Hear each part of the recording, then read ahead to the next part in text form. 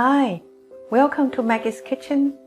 Today I would like to share a recipe for pudding chômeur. It is a classic French-Canadian dessert. The name in French means unemployment pudding, but today's recipe all upscaled, and I made my little twist by adding pumpkin puree, so the texture is smoother. Let me quickly show you how to make it.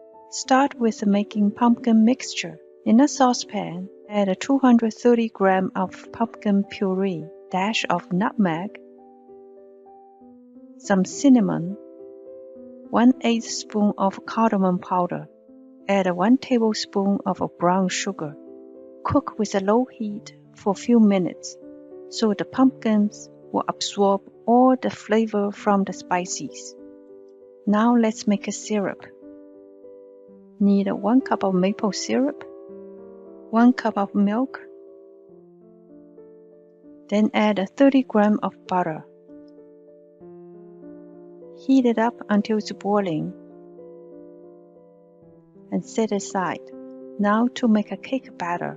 In a mixing bowl, add 1 stick room temperature butter, 70 grams of white sugar. Start with a low speed, then gradually increase to high speed until the butter becomes fluffy and pale, about twice its original volume. Then add 2 large eggs, one at a time, so the egg will mix well into the batter. Then add 160 grams of pumpkin mixture, 1 teaspoon of baking powder, 1 cup sifted flour, and 200 grams of room temperature milk. Add flour and milk alternatively with a low speed until it's just combined. Do not overmix. Finally, 1 teaspoon of vanilla, which I almost forgot to add. Mix gently with a folding motion. Pour the batter into the baking pan immediately. Then add enough syrup to cover the batter. You may wonder at this point, are we baking the cake or boiling the cake? The answer will be revealed shortly.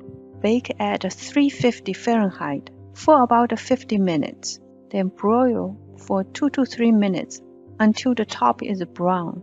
In the meantime, I'm making cream cheese frosting.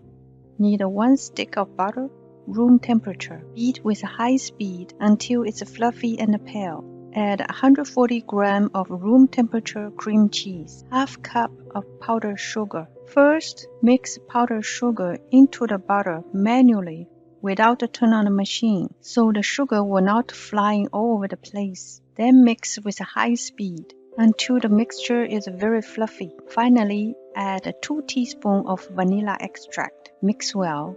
Let's take a look at the cake just out of the oven. You may be wondering where the syrup goes. It is all absorbed by the batter. Let it cool down a bit, then add the frosting on top. It's better to let the cake cool down completely before cut it open. I was too anxious to cut, and the cake was not set solid. You can see I lost a little corner at the edge. There should still be some syrup at the bottom after baking. If not, the texture might be a little bit too dry, but you can drizzle some syrup on top at serving.